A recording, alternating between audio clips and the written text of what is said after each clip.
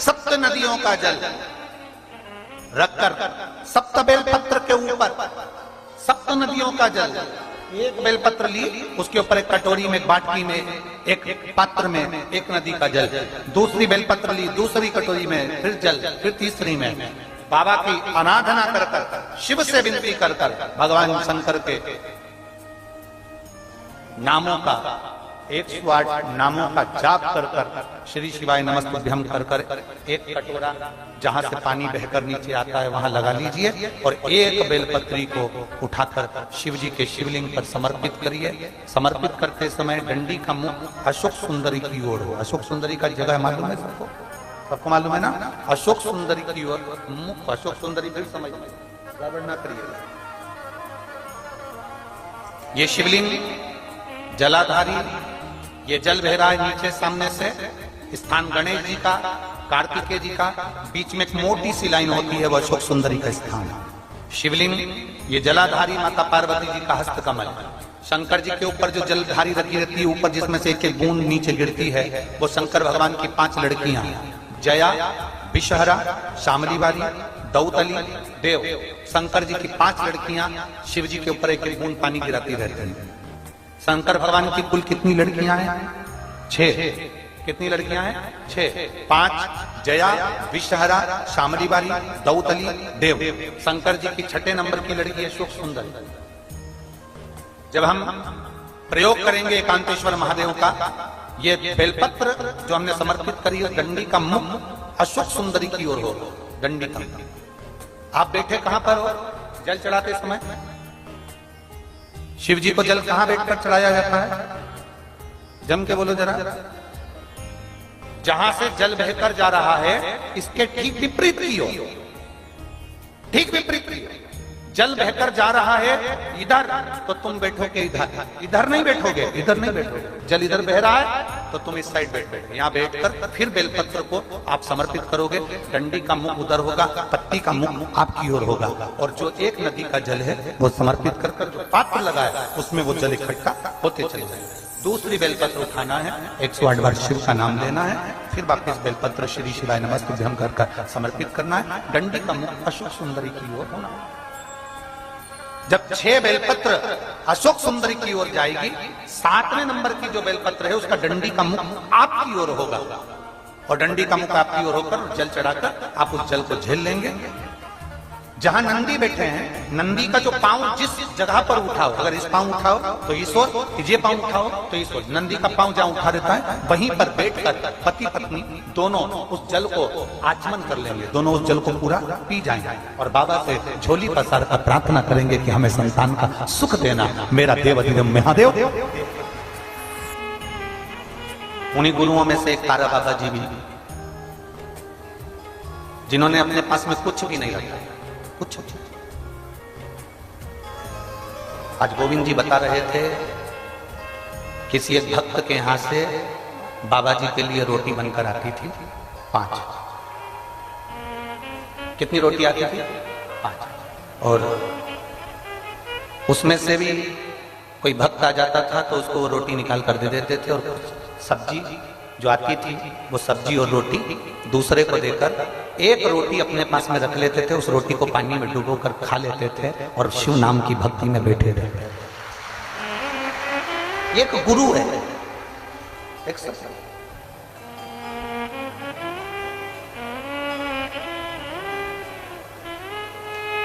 और आप लोगों को तो प्रसन्न होना चाहिए। हरियाणा की पवित्र भूमि कुरुक्षेत्र, और कुरुक्षेत्र की पवित्र भूमि पर निवास करते थे मुदगल ऋषि।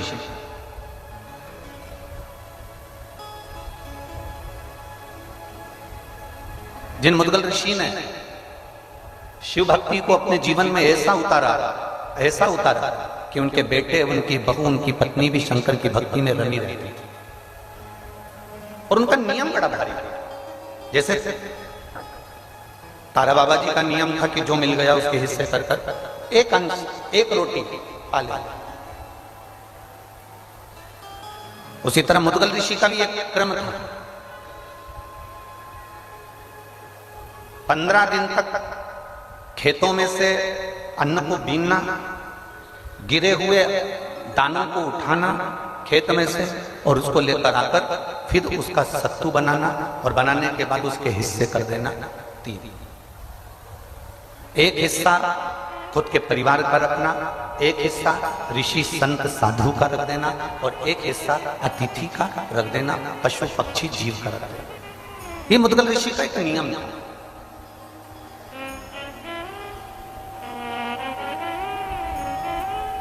ये मुद्गल ऋषि का एक नियम बना हुआ। अब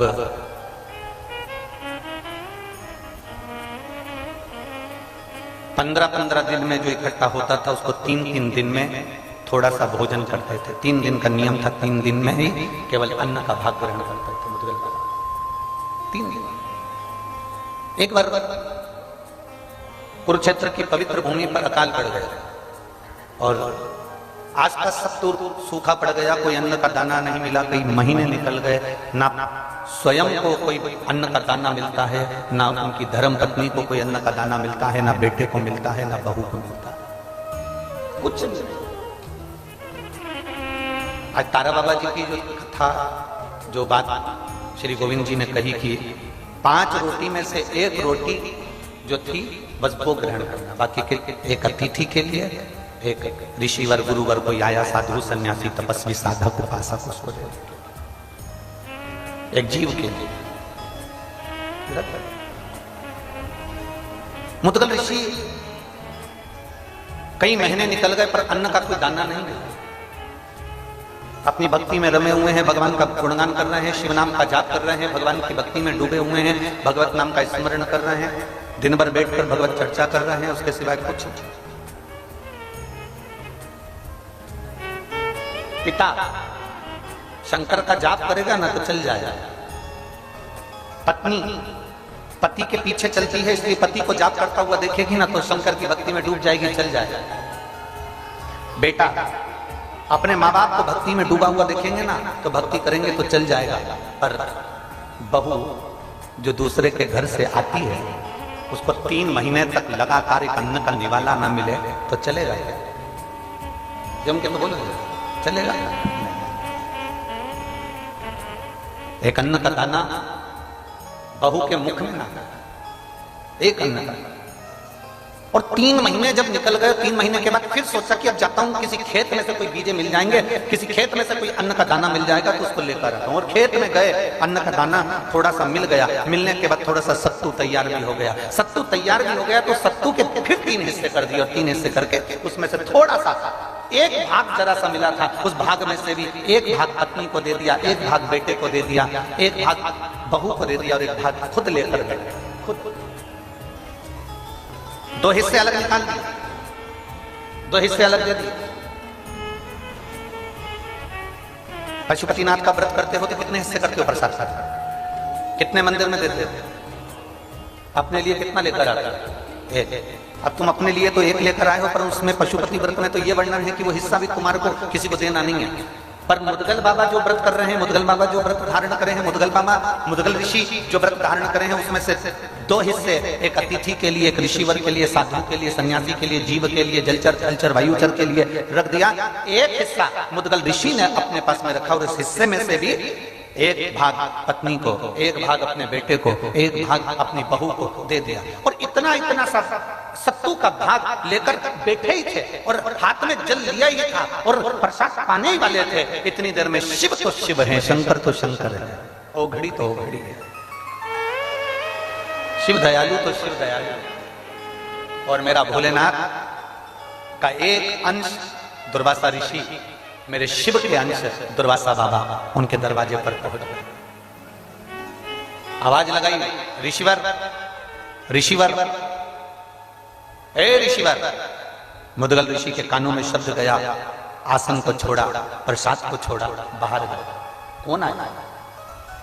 दर्शन किए तो दुर्वासा बाबा थे, दुर्वासा ऋषि थे। हाथ जोड़कर निवेदन करा, दुर्वासा बाबा आप आइए, आसन लो, बैठो। बैठाया। आज कैसे आना हुआ?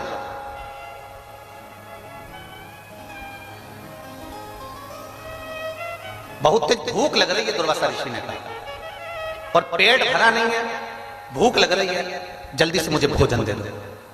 मुदगल ऋषि ने कहा, बाबा जी आप भी कहाँ भोजन करने आए हो, हमारे पास में पेट भर कर भोजन तो शायद ही मिलेगा। हाँ ये जरूर है कि मेरी पत्तल में जो भोजन है वो आपको दे देता हूँ। 3 महीने के बाद में जो भोजन मिला था वो उठाकर मुदगल ऋषि ने दुर्वासा बाबा को, जो शंकर के, भगवान शंकर के जो अंश उतारे हैं, ऐसे दुर्वासा ऋषि को दे दिया। अब दुर्वासा ऋषि ने वो सब खा लिया। खाने के बाद बोले भूख बहुत लग रही है, बहुत। अब मुदगल ऋषि किसको कहे, पत्नी ने सुन लिया, और धर्म पत्नी तो धर्म पत्नी होती है। आज के जमाने की होती तो इतनी देर में निपटा जाए। अगर मान लो आज के समय की होती ना, तो उसको मालूम है कि दुर्वासा ऋषि आए और इन्होंने अपना दे दिया, अपने को भी अपना देना पड़ेगा, तो उससे पहले पर धर्म पत्नी मुदगल ऋषि की धर्म पत्नी ने तुरंत अपनी पत्तल को अपने पति के हाथ में दे दिया और पति से कहा, स्वामी ये लीजिए और ये गुरुवर को दे दीजिए, वो इस प्रसाद को पा लें। पति अपनी पत्नी को देख रहा है, मुदगल ऋषि अपनी धर्म पत्नी को देख रहे हैं कि कितनी, आज मुदगल ऋषि को यह आश्चर्य नहीं हो रहा कि ये मेरी पत्नी है। आज मुदगल ऋषि को यह आश्चर्य नहीं हो रहा कि मेरे घर की बहू है। आज मुदगल ऋषि को यह आश्चर्य हो रहा है कि इसके माता पिता के संस्कार कितने प्रबल होंगे जिसने इसको जन्म दिया। ये माता पिता के संस्कार कितने प्रबल होंगे जिसने इसको जन्म दिया और जिसने इसको ज्ञान दिया, इतना प्रबल ज्ञान जो देकर भेजे हैं। और पत्नी ने तुरंत पत्तल को दिया। मुदगल बाबा ने वो पत्तल ले जाकर दुर्वासा ऋषि को दी। दुर्वासा बाबा ने वो पत्तल को भी, उसमें से भी सामग्री को, सत्तू को लेकर था। अब दुर्वासा जी ने जैसे ही सत्तू को फांका, सत्तू को खाया, खाते से दुर्वासा ऋषि फिर बोले, अरे मुदगल ऋषिवर पेट नहीं भरा, बहुत भूख लग रही, बहुत, कुछ करो व्यवस्था। मुदगल बाबा ने तो कुछ नहीं बोला, पर बेटा देख रहा था। जब पिताजी ने अपना भोजन दे दिया, माँ ने अपना भोजन दे दिया, तो बेटे ने भी कहा, पिताजी आप चिंता मत करो, ये पत्तल लीजिए और दुर्वासा बाबा को दे दीजिए। बेटे ने पत्तल दे दी, दुर्वासा ऋषि के पास में पहुंचे। दुर्वासा ऋषि उसको भी खा गए, उसको भी पा गए। और दुर्वासा ऋषि ने जैसे प्रसाद पाया, पाने के बाद में अब फिर दुर्वासा ऋषि ने कहा, बहुत भूख लग गई, बहुत भूख लग गई। अब मुदगल ऋषि ने हाथ जोड़कर कहा, गुरुवर, जो हमारे पास में था वो हमने आपको दे दिया। मेरी पत्नी के पास में जो था उसने भी आपको प्रसाद में दे दिया। मेरे बेटे के पास में जो था वो बेटे ने आपको दे दिया। पर मुदगल ऋषि तो कह रहे थे, और दुर्वासा जी नैनों से इशारा कर रहे थे कि बहू के पास है, अभी प्रसाद रखा। परीक्षा कैसी लेता है भोलेनाथ। हमने पहले भी कथा में कहा, दुख जब भी आता है ना, तुमको निखारने के लिए आता है। तकलीफ जब भी मिलती है ना, तुमको अच्छा बनाने के लिए मिलती है। हमने पहले कथा में कहा, एक रेस का घोड़ा रेस में खड़ा होता है, उसका मालिक उस पर बैठ जाता है। घोड़े को नहीं मालूम कि मुझे रेस में खड़ा करा है, घोड़े को नहीं मालूम कि मुझे दौड़ना है, घोड़े को नहीं मालूम कि मुझे रेस में जीतना है। बस घोड़ा खड़ा है और मालिक उस पर बैठकर कोड़े से कोड़ा मारते जाता है, पिन चुभाते जाता है, मारता है, पिन चुभाता है, मारता है, पिन चुभाता है। घोड़े को बहुत तकलीफ होती है, और इतनी तकलीफ घोड़े को होती है कि घोड़ा भागता है, इतना भागता है, दुनिया ताली बजाती है इसलिए कि घोड़ा आगे निकल रहा है। पर घोड़े से पूछा जाए कि तू भाग क्यों रहा है, तो घोड़े को समझ में आता है कि मुझे कष्ट इतना मिल रहा है कि मुझे दौड़ना पड़ रहा है। वो कष्ट के कारण वो दौड़, वो कष्ट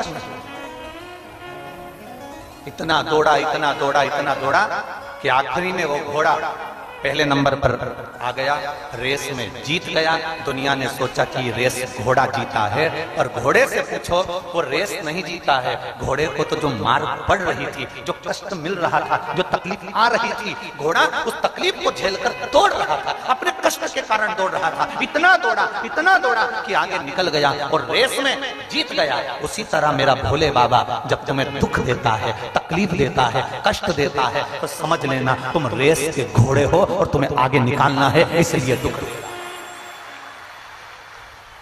तुम रेस के घोड़े हो, तुम्हें आगे निकालना है इसलिए वो कष्ट दे रहा है। तुम रेस के घोड़े हो, तुम्हें आगे ले जाना है इसलिए वो तकलीफ दे रहा है। तुम रेस के घोड़े हो, तुम्हें दुनिया से अग्रण्य लेकर जाना है इसलिए वो तुम्हें कष्ट प्रदान कर रहा है। उसमें हमें दुखी नहीं होना, उसमें हमें कष्ट नहीं लेना। मुदगल ऋषि ने सोच लिया कि ये भोलेनाथ जी जो आए हैं, दुर्वासा ऋषि जो आए हैं, ये साधारण नहीं है। आज जो कष्ट मिल रहा है ना, पहले तो अपने भीतर एक बात उतार लो। ऋषि का दर्शन, गुरु का दर्शन, संत का दर्शन, साधु का दर्शन, तपस्वी का दर्शन, साधक का दर्शन, किसी भगवान के भक्त का दर्शन, नदी, तालाब, बावड़ी, कुआं, कोई समाधि, कोई मंदिर, कोई देवालय, कोई शिवालय का दर्शन यदि होता है अपनी जिंदगी में, तो ये अंदाजा लगा कर रखना कि हमारे पूर्व के कोई पुण्य बहुत ज्यादा प्रबल हो गए होंगे, जो आज हमें संतों का दर्शन हो जाता है। साधुजन, गुरुजन, तपस्वी जन, साधक जन जो हमको मिल रहे हैं, जो उनका दर्शन हम कर रहे हैं, कोई हमारे पूर्व का पुण्य बहुत प्रबल हुआ होगा, हमारे पुण्य का प्रबलता बनी होगी, तो हमको दर्शन का फल मिला। एक बच्चा गुल्लक भरता है, भरते जाता, जब उसको गिफ्ट की जरूरत पड़ती है तब फोड़।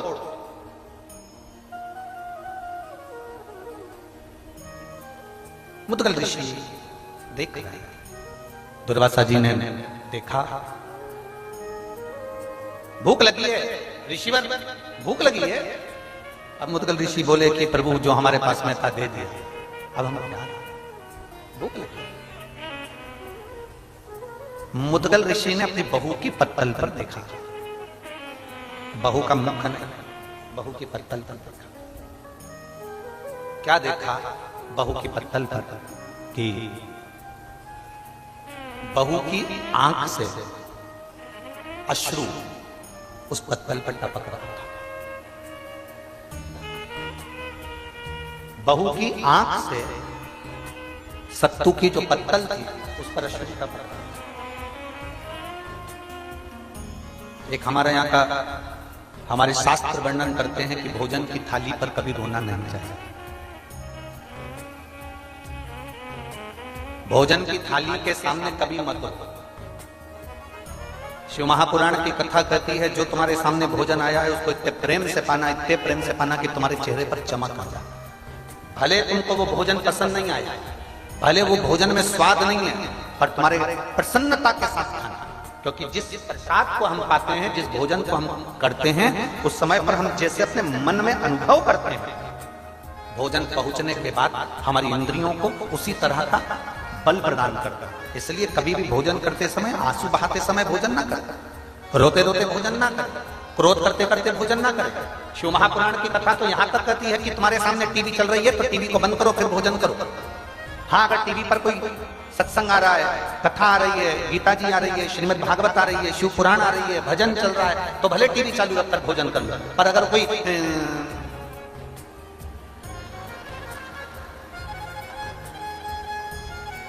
भाभी जी घर पर है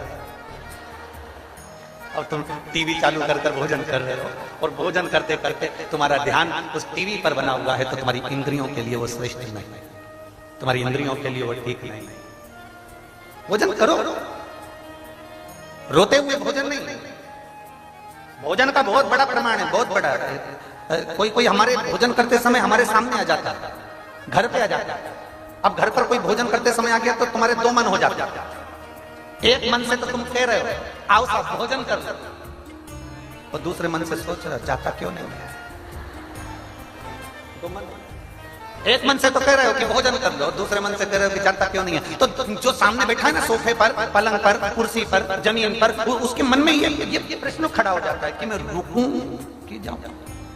अब एक मन से तो तुम कह रहे हो भोजन कर लो, दूसरे मन से कह रहे हो कि जाता क्यों नहीं है। तो दो मन हो गए, वो दो मन में तुम खुद उलझ गए। अब उलझे ही हो कि मैंने भोजन का बोल दिया और अंदर जाके देखा भी नहीं, और इतनी देर में वो उसने कह दिया हाँ साहब मैं तो भोजन करूंगा, और वो बैठ भी गया। अब तुम अंदर जाओ, फिर जो जगदम्बा है, चंद्रघंटा है, कुष्मांडा है, फिर उसका जरा मुंह देखना। पहले नहीं बोलते मैं ज्यादा लोगों का भोजन बना लेती, इतना सारा बना लेती, 4 लोग सामने आकर बैठ गए, इनको कहां से कराऊं, रोटी बनाना पड़ेगी, सब्जी बनाना पड़ेगी, ये बनाना पड़ेगा। इतने में पति बोला एक काम कर, मैं अपनी थाली उठाकर लाता हूं, उसमें जो जो रखा है तो वो दे दे। ए देवी थोड़ी देर चुप हो, तेरा हाथ जोड़। अब जो बाहर बैठा है ना वो भी उलझा हुआ है, खाऊं कि नहीं? क्योंकि अंदर जितने हैं ना वो सब खिलाने के पक्ष में नहीं है, और जो खा रहा था तो वो तो झूठे मुंह तो बोलना ही पड़ेगा ना कि लो साहब भोजन करो साहब, तो मन इसका भी नहीं था, पर बोला है खाओ, और उसका मन था कि मैं खाऊं, वो भी उलझा था। वो इंद्रियों के लिए श्रेष्ठ नहीं है, वो इंद्रियों के लिए ठीक नहीं है। शिव कथा कहती है, मेरे भोले बाबा जब प्रसाद ग्रहण करने बैठते थे, आकड़िया की रोटी बनाई, काकड़िया की साग, और परसे माता पार्वती जी भावे भोलाना, मन शिव रटोरे, छोड़ दो कपट मन शिव रटोरे। आकड़िया की रोटी बनाई, काकड़िया की साग, आकड़िया की रोटी बनाई, काकड़िया की साग, परसे माता पार्वती जी, परसे माता पार्वती जी पावे भोलानाथ, मन शिव रटोरे, छोड़ दो कपट मन शिव रटोरे, मन शिव रटोरे, छोड़ दो कपट मन शिव रटोरे। भगवान शिव की कथा कर रही है, पार्वती जी जो बनाती, मेरे भोले बाबा उसको प्रेम से पाते, मेरे शंकर भगवान उसको प्रेम से ग्रहण करते। और महाराज लगन तुमसे लगा बैठे, जो होगा देखा जाएगा। एक बार जोरदार ताली बजाकर पूज्य गुरुदेव।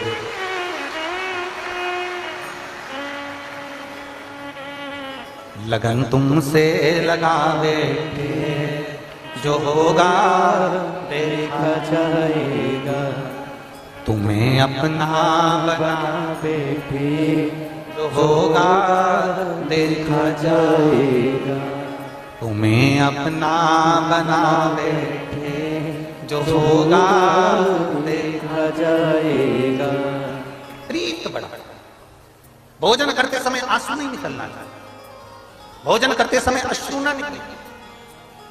अब आंसू टपके हैं तो फिर थोड़ा सोचने वाली बात है कि आंसू गिरे थे, अश्रु आए थे।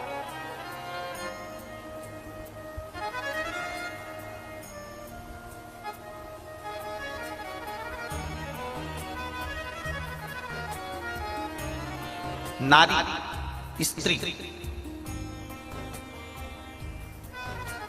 सबसे सुंदर और सबसे बलवान कब होती है? स्त्री ब्यूटी पार्लर में तैयार होकर आएगी तो ज्यादा सुंदर दिखेगी क्या? जम के बोलो जरा। नहीं, स्त्री कहीं वो क्या बोलते हैं आजकल वो एक्सरसाइज करने की जगह को जिम, हाँ जिम, वहां ट्रेनर है कोई दीदी और वो उसको पूरी एक्सरसाइज करा रही है और उसको बल प्रदान कर दिया तो क्या वो बलवान हो जाएगी?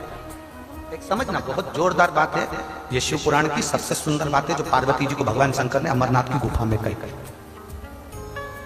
जिस अमरनाथ जी की गुफा में तुम दर्शन करने जाते हो, अमरनाथ की गुफा में ज्ञान देते समय भोलेनाथ जी ने अमर कथा के अंदर इसको वर्णन किया। जरा ध्यान, जितने आस्था चैनल पर सुन रहे हैं, जितने फेसबुक यूट्यूब पर सुन रहे हैं, जितने सुंदर तारा बाबा की कुटिया में बैठकर कथा को सुन रहे हो, अपने चित्तवृत्ति में उतारो। ब्यूटी पार्लर जाने पर इतनी सुंदरता स्त्री को नहीं मिलती, जिम में एक्सरसाइज करने पर इतनी बलता स्त्री को नहीं मिलती, जितनी सुंदरता और बलता, जितनी सुंदरता और बल केवल पति अपनी पत्नी को अगर इज्जत से बात कर ले तो उसके चेहरे पर सुंदरता आ जाती है।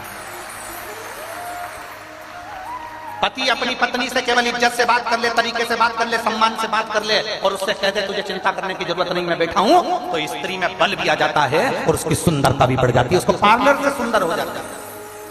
जितनी पार्लर में सुंदर नहीं हो सकती उतना बस पति इज्जत से बात करे, पति सम्मान से बात करे, पति सत्कार से बात करे, एक बार प्रेम से उससे बोल ले, स्त्री वैसे सुंदर दिखने लगती है। पर जब भी बोलता है ऐसा बोलता है जैसे कुएं में मेंढक ढर ढर करता है।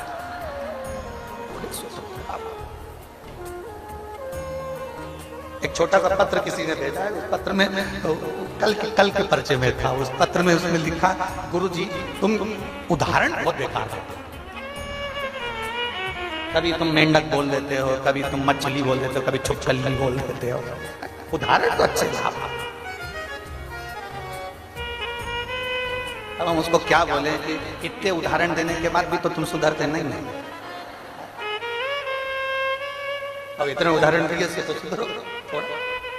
अच्छा तुम खुद बोल दो, तुम्हारी सुंदरता पार्लर में जाकर हो सकती है क्या? जम के बोलना, हो सकती है? तुम्हारी सुंदरता कब बढ़ेगी? जब तुम्हारा पति तुम्हें इज्जत से बात करे, 4 लोगों में सम्मानजनक बात करे, तो तुम्हारे चेहरे की चमक बढ़ जाएगी। चेहरे की चमक। और मालूम पड़ा दोनों घूमने के लिए निकले हैं, दोनों चलो अपन दोनों घूम के आते हैं। दोनों गोवा घूमने के लिए गए और जाते से ऐसे झगड़े कि दोनों के मुंह देख लो तो होटल का वेटर भी सोच लेता है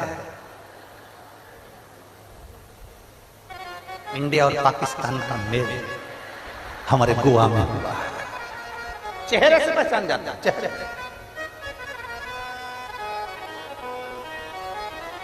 चेहरे से पहचान जाता है कि ये साधारणता नहीं है।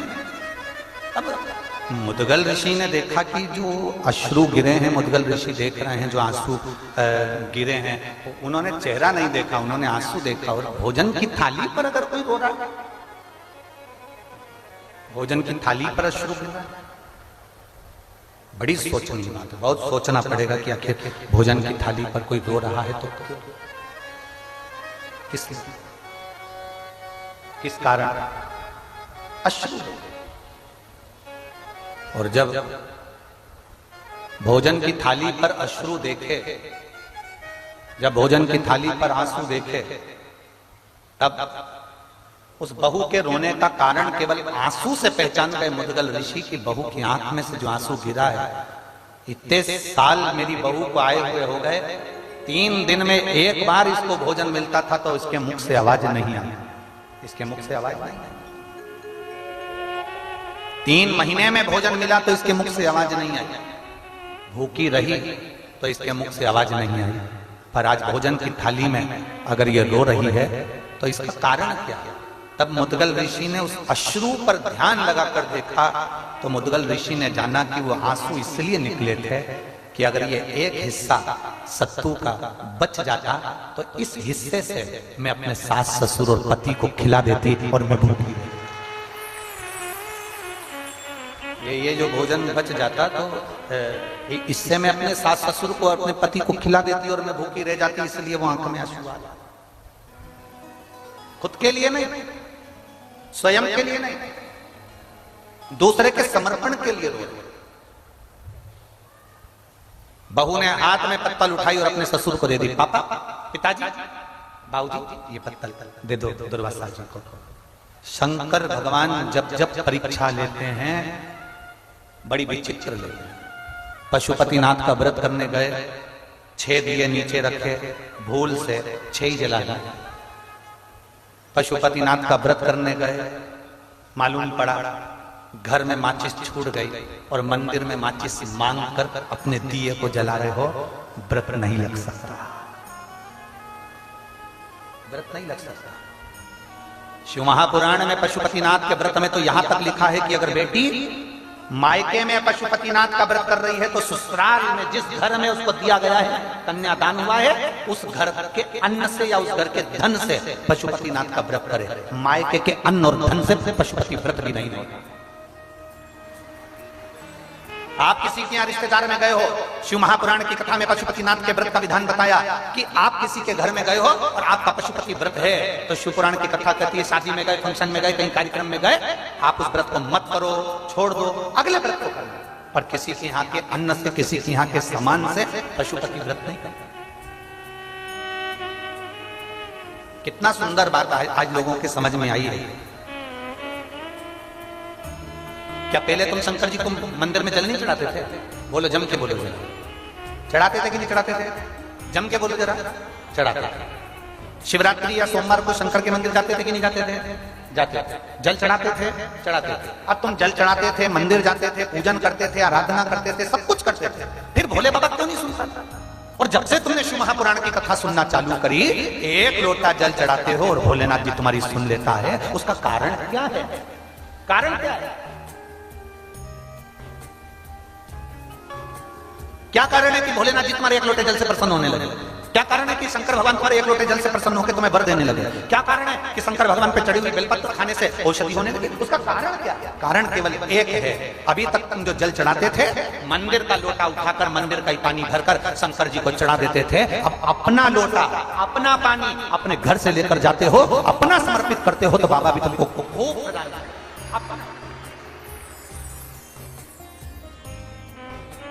अपना दे रहे हो ना। अब ऐसे तो तुम मंदिर में जाओ, मंदिर का लोटा उठाओ, जिसने लोटा रखा होगा उसमें 25, 30, 50 रुपए तो खर्च हुए होंगे। बोलो तो जरा जम के। वहां का पानी भरते होगे तो जो खड्डा खोदा होगा, बोर लगाया होगा, कुआं खोदा होगा, बावड़ी खोदी होगी, किसी ने तो पैसा खर्च करा होगा। जरा जम के बोलो। अब पानी भी किसी दूसरे का, लोटा भी किसी दूसरे का, और तुमने उठाया और ले जाके 2-4 लोटा टंडे दिया और सिर पे पल्लू लेके हर हर महादेव। महादेव समझ गए पक्की बेवकूफ बना रही है। इससे फल नहीं है, इससे आनंद का नहीं। भगवान भी सोचेगा फिर आई गाय को, खा लिया, आ गई लोटा मंदिर का, बोलते जाओ जल्दी जल्दी, पानी मंदिर का, महादेव मंदिर का। इसीलिए कभी कभी भगवान फिर तुम्हारी चप्पल चोरी करवा देता है, इसी चक्कर कि अरे वो कंजूसड़ी। भगवान भी कहता है कि अब जा, और जो मंदिर के बाहर गई, फिर ताऊ, ए ताऊ, ताऊ बोले क्या चप्पल कहां गई? तो ताऊ बोला मैं तेरा नो कर, चप्पल देखूं तेरे, तू ढूंढ। नहीं, 3 दिन तक डिप्रेशन में चल जाए, अब नहीं जाऊंगा। सियोर वाले महाराज ने कहा था जल चढ़ाना, मुझे क्या मालूम था कोई मेरी चप्पल चुरा ले जाएगा। सियोर वाले महाराज ने कहा था घर से लोटा लेकर जाना, पानी भर के ले जाना, शिव जी को चढ़ाना, भगवान देव अधिदेव महादेव कृपा करेगा। पर तू जल तो चढ़ा रही थी, पर तेरा ध्यान जल में नहीं था जो दरवाजे पे छोड़ के आई थी, उस पे ध्यान। ये मेरी जीजियों, सिरसा वाली हरा बाबा की कुटिया में बैठ के कथा सुन रही हो, आसक्ति रखकर कथा बिल्कुल मत सुन, एकदम अड़भंग। आज हम गोविंद जी से पूछ रहे थे, गोविंद जी आप शाम के समय यहाँ इतने शिव भक्त आए हैं, रात्रि को पंडाल में रुकते हैं, सब भजन गाते हैं, खूब झूमते हैं, खूब नाचते हैं। सिरसा वालों का सौभाग्य है, तुम जितने पुरुष दुकानों पर बैठते हैं, हम उनसे निवेदन करेंगे अगर तुम दिन में कथा में नहीं आ सकते तो रात में आकर इन शिव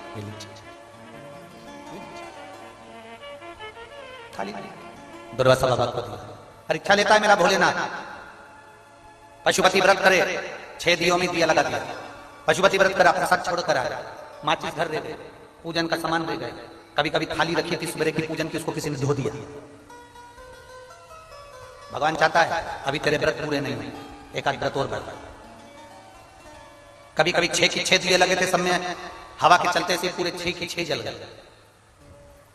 बाबा चाहता है अभी तेरा व्रत पूर्ण नहीं हो, और करे दे।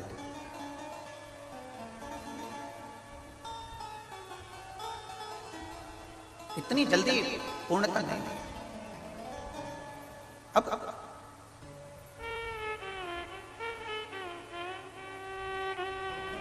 एक बहन ने लिखा,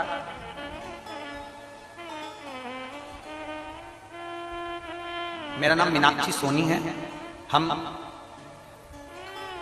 अक्षयगढ़ राजस्थान से हैं। हम भटिंडा आए थे और वहां पर भी पहुंचे थे, हमने वहां भी पत्र भेजा था। कहीं बैठी हो तो हाथ हिला सकते हैं, आप ही हैं श्री शिवाय नमस्ते। बच्चा आया एक साथ में लिया, लिया।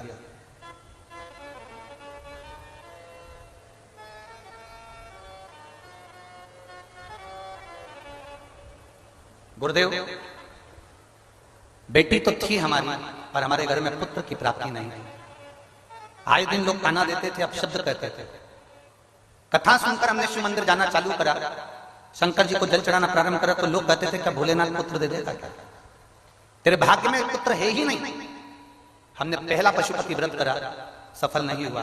दूसरा पशुपति व्रत करा, सफल नहीं हुआ। तब हमने पशुपति व्रत छोड़े नहीं, बाबा से हमने रुककर फिर पशुपति व्रत करा और बाबा की कृपा से मेरे घर में पुत्र रत्न की प्राप्ति हुई। मैं बाबा को प्रणाम करने गुरुदेव, दुनिया बड़ी विचित्र है, शब्द के बाण बहुत छोड़ते। मेरी जीजी, ये संसार है ही ऐसा जिसमें समझना मुश्किल है। समझना अभी कहा था घोड़े को जो कोड़े पड़ रहे हैं उसके जीतने के लिए, घोड़े को जो पिंच बोया जा रहा है वो उसको जीतने के लिए। और आपके ऊपर अगर कोई अपशब्द कह रहा है, कई लोग कहेंगे शंकर जी को जल चढ़ाने से क्या होता है, बेलपत्री खाने से क्या होता है, शिव जी की आराधना करने से क्या होता है। एक पत्र और है, देखिए।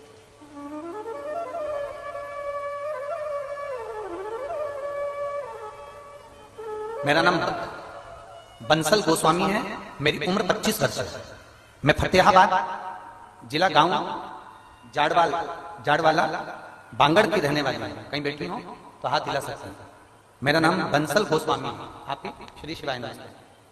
मेरा नाम बंसल गोस्वामी है, मेरी उम्र 25 वर्ष है। मैं फतेहाबाद जिला गांव जाड़वाला बांगड़ की रहने वाली हूं। 2020 में मेरा लीवर डैमेज हो गया, इन्फेक्शन हुआ।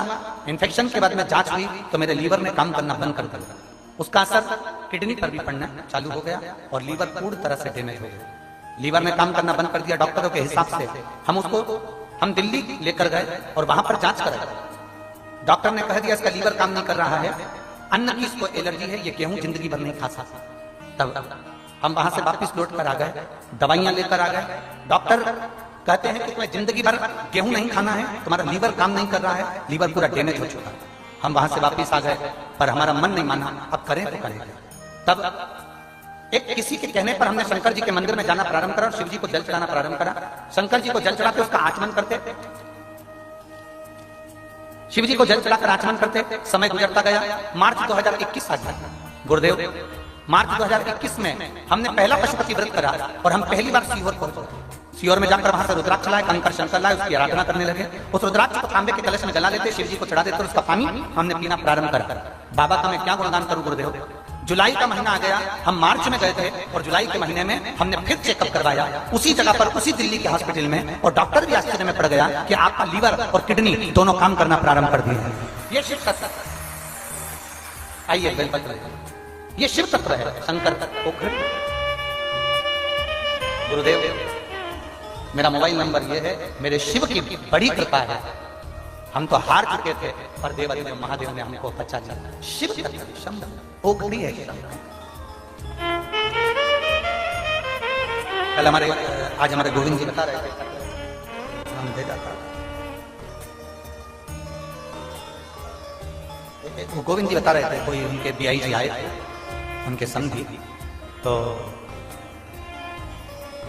श्री शिवाय इनके परिचित कोई बेंगलोर में है, शायद उन्हें पैरालिसिस का उसमें अटैक था, बहुत दिन से परेशान थे। बता रहे थे कि कल तारा बाबा की कुटिया से जो कथा चल रही है उस कथा को उन्होंने पहली बार श्रवण करा उनकी माता ने, और पहली बार श्रवण कर वो व्हील चेयर से खड़ी हुई और उनके मन में बल और विश्वास प्रकट हुआ और उनका शरीर ठीक हुआ। बहुत शिव तत्व।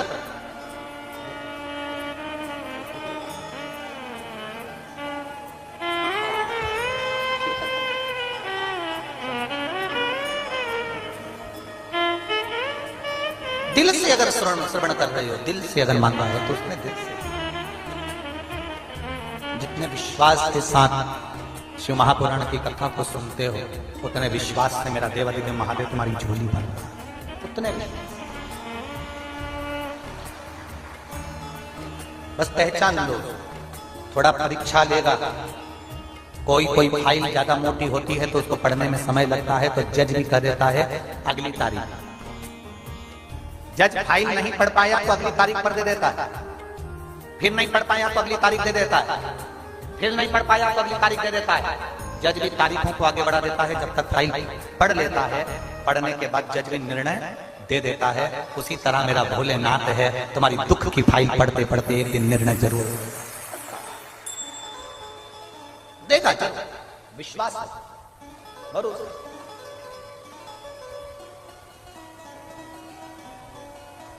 विश्वास नहीं टूटना।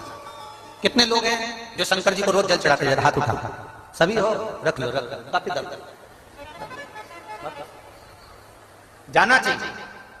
प्रतिदिन अपने घर से निकलकर हाथ में जल का पात्र लेकर अपने बच्चों से भी कहो कि एक लोटा जल चढ़ा।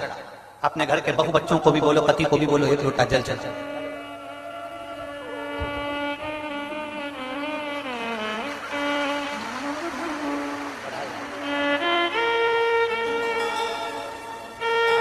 अब तो लाला गया।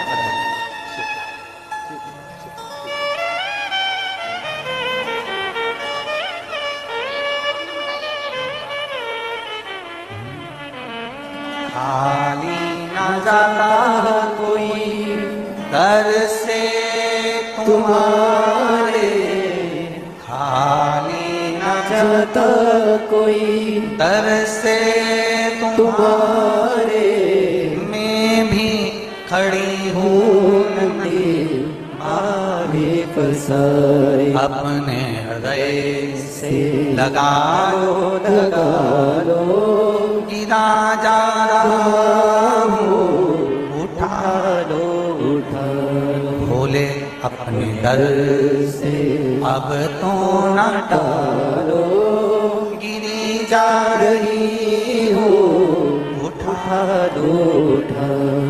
शिव कथा कर विश्वास जड़ी रखो, लेगा परीक्षा, बोलेगा। परीक्षा बहुत लेता है मेरा भोलेनाथ, बहुत परीक्षा, बहुत परीक्षा। पर तुम्हें कुछ बनाने के लिए, तुम्हें आगे लाने के लिए, तुम्हें जिताने के लिए परीक्षा की घड़ी में से पास करेगा जरूर, ये निश्चित है।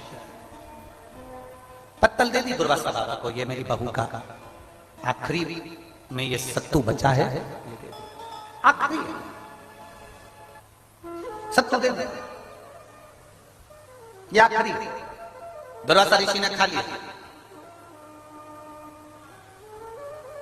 मुदगल ऋषि ने बहू का चेहरा नहीं देखा था, पर दुर्वासा जी ने बहू का चेहरा देखा। शिव पुराण कहती है, अतिथि आए ना, सबसे पहली मुस्कुराहट घर में किसी को ना हो, पर बहू के चेहरे पर होना चाहिए।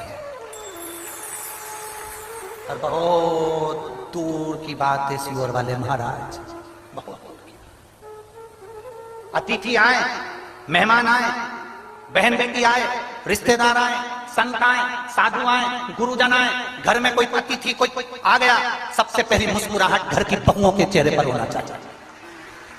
घर की बहुओं के चेहरे पर मुस्कुराहट होना चाहिए, चेहरा मुस्कुराना चाहिए। आज हमारे घर में अतिथि आया, आज हमारे घर में कोई आया, मुस्कुराई, प्रसन्न। पर दिक्कत है, सबके चेहरे पर मुस्कुराहट हो सकती है, नहीं बोलूं तो अच्छा। मेरा पाला तुमसे पर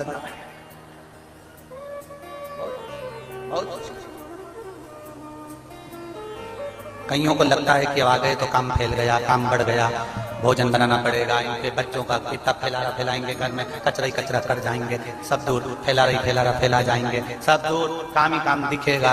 अब सुबह जल्दी उठना पड़ेगा, इनकी चाय बनाओ, नाश्ता बनाओ, भोजन बनाओ, ये करो वो करो। कौन आता है, कौन बुलाता है, महज भ्रम है, करता सब तारा बाबा है। ये हमारे महज भ्रम है। कौन कर रहा है, कौन करा रहा है? तुम कर रहे हो, तुम करा रहे हो।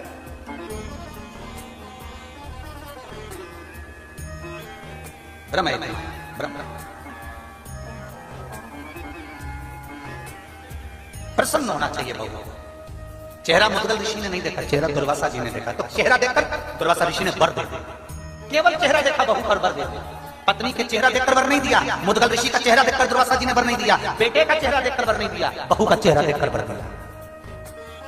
और अतिथि के आने पर, मेहमान के आने पर, मौसी काका बुआ फूफा के आने पर, ननंद के आने पर, नंदोई के आने पर, रिश्तेदारों के आने पर, जब बहू के चेहरे पर प्रसन्नता होती है, तब देवता भी फूल बरसाकर वर देकर जाते हैं कि तूने सम्मान माना। बहू के चेहरे पर प्रसन्नता होना चाहिए। भाई तो मिले गए, सास तो मिले गए, ससुर तो मिले गए, पर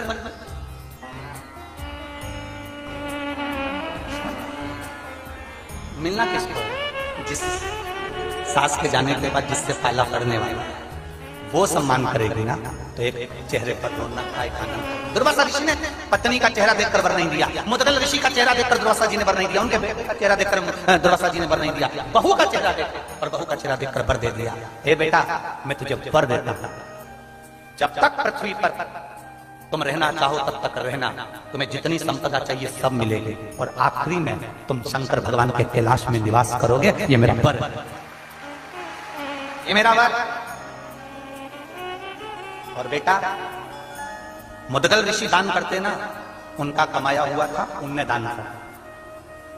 बेटा दान करता था तो ये बाप का दिया हुआ बेटे को मिलता तो बेटे ने दान किया।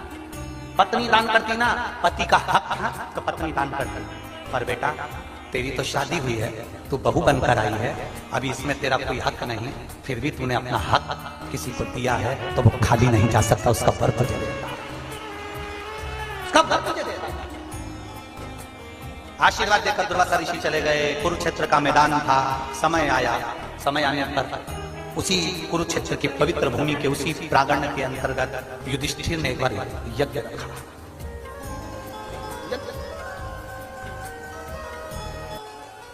एक नेवला अपने जंगल में से निकल कर आया, दुर्वासा ऋषि की कुटिया में चले गया। दुर्वासा ऋषि की कुटिया में जहां गए थे वहां पर जो दुर्वासा जी ने सत्तू खाया था, बहू ने जो सत्तू दिया था, उस सत्तू को उठाने में और खाने में 2-4 कण जो नीचे गिर गए थे, उस कण को उस नेवले ने खा लिया। खाते से ही उसका आधा शरीर सोने का हो गया। नेवले के समझ में नहीं आया कि मेरा शरीर आधा सोने का कैसे। किसी ऋषि के पास में नेवला पहुंच गया और ऋषिवर के पास में जाकर नेवले ने प्रार्थना करी, मेरा आधा शरीर मुद्गल ऋषि के घर में पड़े हुए सत्तू के 2 कण खाए थे और मेरा शरीर आधा सोने का हो गया। समझ में नहीं आ रहा, मेरा पूरा शरीर सोने का होना था, ये शरीर क्यों रह गया? तो ऋषि ने कहा, तुमने मुद्गल ऋषि के यहां से जो दान किया गया था वो दान इतना पवित्र था, उस पवित्र दान का अन्न तुमने पाया था, इसलिए तुम्हारा शरीर सोने का हो गया। अगर 2-4 कण और खाते तो तुम्हें उस पुण्य के कारण तुम्हारा पूरा शरीर सोने का हो जाता। अब मेरा आधा शरीर सोने का कब बनेगा? तो कोई पुण्यवान व्यक्ति अपने पुण्य दे रहा होगा तो सोने का हो जाएगा। युधिष्ठिर के यहाँ यज्ञ चल रहा था, नेवला वहां पहुंच गया। नेवले ने सोचा यहाँ यज्ञ हो रहा है, मैं लोट लगा लेता हूँ। लोट लगाया पर सोने का नहीं। युधिष्ठिर के यहाँ गया, उसने जो भोजन बनाया था उसको नेवले ने खाया पर सोने का नहीं। आखिरी में नेवला बहुत ठाके लगाकर हंस दिया मनुष्य की भाषा में। युधिष्ठिर को बुरा लग गया। युधिष्ठिर ने कहा, नेवले, हमारे घर में आकर यज्ञ में लोट लगाकर हमारा खाकर तू हमारे ऊपर हंस रहा है, कारण क्या? नेवले ने कहा, तुम इतनी डोंडी पीट कर कह रहे हो मैंने यज्ञ कराया, मैंने यज्ञ कराया, मैंने यज्ञ कराया, मैंने भंडारा कराया। अरे युधिष्ठिर, ऐसा यज्ञ कभी सफल नहीं हो सकता जिसमें तुमने जोड़ दिया कि मैंने कराया। अगर तुम बोलते कि कृष्ण ने कराया है, भगवान ने कराया है, तो सफलता मिलती, तो सफलता मिलती। गोपाल जी, हमको बहुत अच्छा लगा यार, एक चीज अच्छी लगी है गोपाल जी, आप विधायक हो इसलिए हम आपके मुंह पर हम ये बात नहीं कर रहे हैं, इसको सहजता में ना लीजिएगा। हम वैसे भी बोलते ही हम किसी का वर्णन नहीं करते, शिव का वर्णन इतना। पर एक बात अच्छी लगी वो हम कहना चाहेंगे। गोपाल जी, आपके मुख से, गोविंद जी के मुख से, चाहे आपके बच्चों के मुख से, हमें शाम को वो बेटा आपका दर्शन करा रहा था तारा बाबा की कुटिया का, सब दर्शन आपके बच्चों के मुख से और आपके मुख से इस कथा के लिए एक बार भी ये नहीं निकला, भंडारे के लिए कभी ये नहीं निकला कि हम करा रहे हैं या मैं करा रहा हूं। जब भी हमने पूछा तो आपने एक ही शब्द कहा, तारा बाबा करा रहे हैं। ये शब्द बड़ा सुंदर। हम कई जगह कथा करने जाते हैं और उसमें बहुत सारे लोग अपना अपना गुणगान करते हैं और बहुत, अब हम क्या बोलें आपको कि कई लोग तो माइक पकड़ के बोलते रहते हैं, इन्होंने ऐसा करा, इन्होंने वैसा करा। पर हमने आज 3 दिन हो गया ये माइक पे कुछ पकड़ के नहीं बोला कि गोविंद जी ऐसा करे कि गोपाल जी ऐसा करे। जो भी बोला वो एक ही बात बोला कि तारा बाबा ने ऐसा करा है। ये अच्छा है। और यहाँ कई लोग सुनने वाले बैठे होंगे जो बाहर कथा सुनकर आए होंगे, उन्हें भी सुना होगा माइक पकड़ के, भैया जी ने ऐसा कर दिया, भंडारा चला दिया, ये कर दिया। पर इस भूमि पर तारा बाबा की कुटिया में ये शब्द हमें सुनने को नहीं मिला, ये शब्द सुनने को नहीं मिला। इसकी बड़ी प्रसन्नता, बड़ी प्रसन्नता, दिल से, तहे दिल से आपको बधाई हमारी ओर से, बहुत बहुत। ये प्रसन्नता का विषय। कौन आता है, कौन बुलाता है, कौन खाता है, कौन पीता है, सब करने वाला तो स्वयं।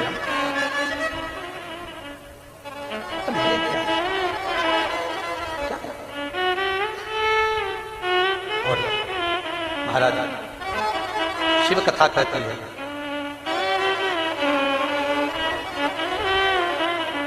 मेरा बीते जीवन सारा बाबा जी तेरे चरणों में आनंद कर जाते।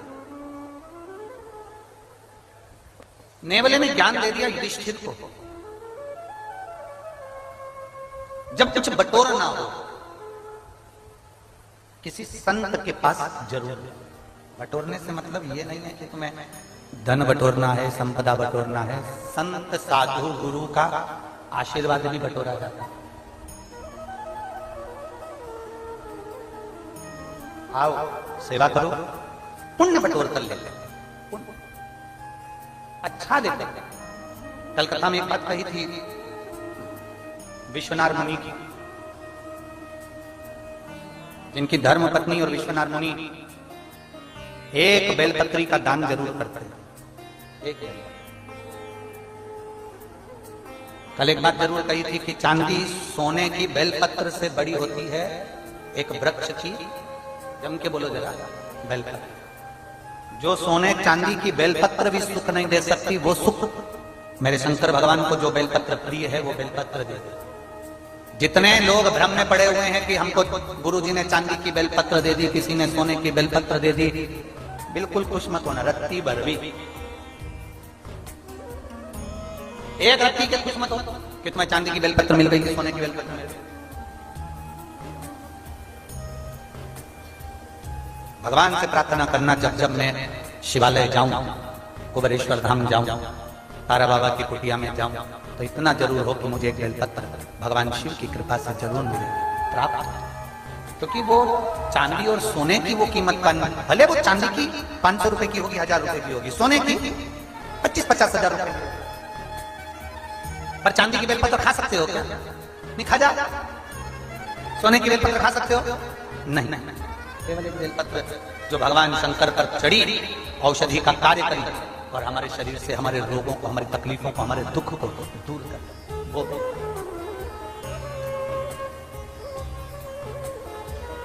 विश्वनाथ मुनि ने अपनी धर्मपत्नी से कहा कि बेलपत्र का दान करते करते करते करते समय बीत गया। लेकिन विश्वनाथ मुनि की धर्मपत्नी ने कहा, विश्वनाथ मुनि की धर्मपत्नी बोली कि हमारे घर में संतान नहीं है, संतान का सुख है। हमारे घर में औलाद नहीं है, संतान नहीं है। शास्त्र कहता है विश्वनाथ मुनि के यहाँ शादी के कई वर्ष निकल चुके थे, कई वर्ष, पर औलाद का सुख नहीं है। यहां पर भी एक बेटी बैठी है जिसके शादी के बहुत साल निकल गए। घर के लोग कुछ बोल देते, परिवार के लोग कुछ कह देते, औलाद हुई नहीं।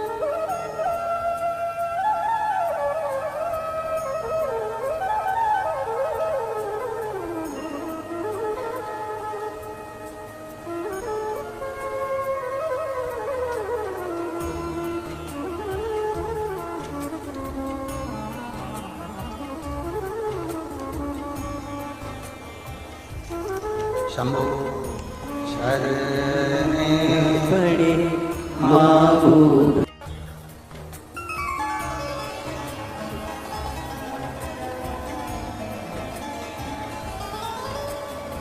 उस ओघड़ी का भरोसा, उस शंभू का विश्वास।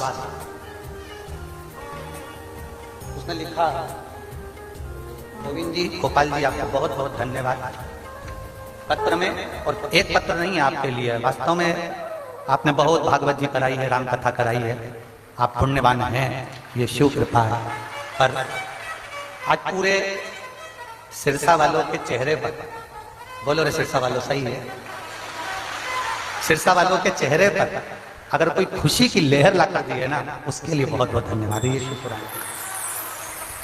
लोगों के प्रसन्नता के कारण आंखों में आंसू आ जाते हैं। और आपको इतना इतना लिखा है, हम पत्र पढ़ेंगे ना तो आपको हम ना जाए इसके हम पढ़ते ही नहीं। इतना अच्छा अच्छा लिखा है आपके लिए, बहुत सारा, बहुत सारा।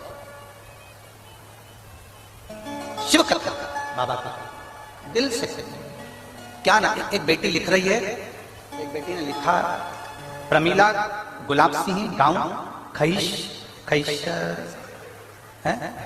खैसरगढ़, ठीक है, तुम लोग समझ गए ना, बस बाकी का जान। खैसरगढ़ सिरसा की निवासी। कहीं बेटी है, कहीं बेटी हो तो हाथ हिला सकती है। प्रमीला गुलाब सिंह 10 साल से सरकारी नौकरी की तैयारी कर रही थी गुरुदेव, पर लगी नहीं, हार गई। मेरी बेटी है 13 साल की, वो कहती है मम्मी वो सियोर वाला महाराज चिल्ला चिल्ला कर कहता है शंकर जी को 1 लोटा जल चढ़ा, तुम क्यों नहीं जाती? तो मैं कहती हूँ 10 साल नहीं हुआ तो सियोर वाला क्या करे। मेरी बेटी कहती है मम्मी एक बार उन पे भरोसा तो करो, चल मैं भी तुम्हारे साथ चलूंगी, हम 1 लोटा जल चढ़ाना प्रारंभ करें। पशुपतिनाथ का व्रत किया और बाबा का मैं क्या गुणगान करूं गुरुदेव। 19 दिसंबर को जब मेरा एक एग्जाम था, मैंने वो एग्जाम दिया, बेलपत्री पर शहद लगाकर शिव को समर्पित करा। उम्मीद तो नहीं थी पर मेरे बाबा ने मुझे गवर्नमेंट जॉब में लगा दिया। मैं बाबा को धन्यवाद। शिव तत्व है, वो घड़ी है प्रकाश है शिव। उसकी भक्ति, उसका विश्वास। तुम्हें लगता होगा अभी तक जो कथाएं तुम श्रवण कर रहे हो, तुम्हें लगता होगा कि हमें कथा में जाना, हमें कथा में बैठना है, हमें कथा सुनना है ना। कल भी हमने कथा में कहा था शिव महापुराण की कथा में वही पहुंचता है जिसको मेरे शंकर भगवान हाथ पकड़कर पार लगाने वाले होते हैं, वही पहुंचता ही नहीं, पहुंच ही नहीं सकता। बहुत प्रयास कर लो, नहीं पहुंच सकता। हम पहले भी कहे सियोर कुबरेश्वर धाम पर वही पहुंचता है जिसको बाबा बुला ले, और शिव पुराण में वही पहुंचता है जिसको शंकर को पार लगाना। बहुत मुश्किल, बहुत मुश्किल। विश्वनाथ मुनि की धर्मपत्नी ने कहा कई साल हो गए संतान का सुख नहीं है, औलाद नहीं। विश्वनाथ मुनि ने कहा शिव जी पे भरोसा नहीं है क्या? भरोसा टूटता है तब लोग दूसरे का दरवाजा ढूंढते, भरोसा नहीं टूटेगा ना तो फिर दूसरे का द्वार भी नहीं पकड़ाएगा। भरोसा टूट गया क्या तुम्हारा? विश्वास टूटा है क्या तुम्हारा? बहुत सारे यहाँ पर कैंसर के मरीज आए हुए, कैंसर के पेशेंट भी आए, बहुत सारे यहाँ लीवर किडनी वाले भी आए, बहुत सारे यहाँ थायराइड और बीपी वाले भी आए। बहुत ये प्रसंग आप लोगों के लिए, जिसके घर में औलाद नहीं हुई 30, 33, 40 साल तक ये कथा उसके लिए कहा। विश्वनाथ मुनि ने कहा कि तुम्हारा भरोसा नहीं है, शंकर है पर संतान का सुख नहीं है। चलो एक शिव की आराधना करता वो दे निश्चित। सप्त नदियों का पवित्र जल। मेरी जीजियों 35 साल भी हो गए ना औलाद को, नहीं है ना घबरा। 40 साल भी हो गए ना औलाद को, ना घबरा। अब जब तुम्हारे यहाँ संतान नहीं है ना तो एक नियम बनाना कि मुझे 5 पंडाल में पहुंचना है, और 5 पंडाल में पहुंचकर वहां पर से मुझे 5 जगह की 5 कथा के पंडाल की मुझे बेलपत्र चाहिए। आप नियम बनाना, उसके दरवाजे पर जाने का नियम बनाना। अब जब औलाद नहीं है तो एक प्रयास तुम भी करो, अपने पति से कहकर मुझे कथा में जाना है, 5 पंडाल में बैठकर कथा सुनूंगा। कोई वीआईपी ट्रीटमेंट नहीं, जमीन पर पंडाल में जहां जगह मिलेगी वहां सोऊंगी, जो भिक्षा देकर चले गया वो पालूंगी, और जैसी व्यवस्था होगी उसमें रहकर मुझे 7 दिन 5 दिन की कथा सुनना। 5 पंडाल,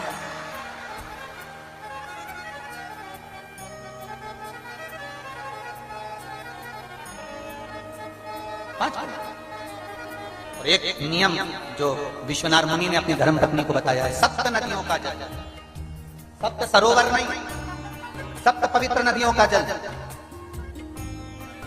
7 पवित्र नदियों का जल, उसमें से कावेरी, नर्मदा, गंगा, गोदावरी, सरस्वती, जितनी ये 7 नदियों की पवित्रता है, मंदाकिनी, नर्मदा, गंगा आदि, यमुना, 7 नदियों का जल एकत्र। और 7 नदियों के जल से किसी भी महादेव के मंदिर में एकांतेश्वर महादेव का नाम ले। कौन से महादेव? हमने पहले कथा में कहा है, कई बार एकांतेश्वर महादेव की कथा भी कही, सुनिए आप लोगों ने। एकांतेश्वर महादेव का हमने वर्णन किया है। जिस दिन तुम्हें लगे कि मेरा यह काम होना चाहिए, उस दिन एकांतेश्वर महादेव के पास जाकर बैठे। एकांतेश्वर महादेव मतलब बाहर मिलेंगे। ये लोग कहते हैं कि यहाँ नर्मदेश्वर महादेव है, कल हम गए थे दर्शन करने के लिए। इनका कहना है कि ये नर्मदेश्वर महादेव है, पर हमारा जो स्पर्श मात्र से हम जो समझते हैं, हमने ये जाना है कि ये जो धरा है, ये जो भूमि है तारा बाबा की जो कुटिया है, ये शहर से दूर होना चाहिए। अर्थात पहले यहाँ शहर नहीं थी, ये एकांत में थी। एकांत में थी तो यहाँ जो तारा बाबा आराधना करते थे शंकर की, वो शंकर साधारण नहीं होगा, वो एकांतेश्वर महादेव ही कहलाता। एकांत, एकदम एकांत। इनका कहना है नर्मदेश्वर है, वो नर्मदा का शिवलिंग है। शिवलिंग कहीं का भी हो सकता है, पर उसकी एकांतता देखी जाती है, एकदम मौन स्थिर साथ बैठे, जहां केवल शिव के सिवा कुछ भी नहीं, शंकर के सिवा कुछ नहीं। जो आया वो गुफा के चक्कर में घुस गया, जिसको शंकर से मिलना था वो डायरेक्ट पहुंच गया, उसे गुफा से मतलब ही नहीं रहा, उसे तो एकांतेश्वर से मतलब था। पहुंचा, बैठा, जल चढ़ाया, स्नान किया। एकांतेश्वर महादेव का स्मरण करिए, एकांतेश्वर पहुंच गए। विश्वनाथ मुनि अपनी धर्मपत्नी को लेकर एकांत में, जहां भगवान शंकर विराजमान थे, उस एकांतेश्वर महादेव के पास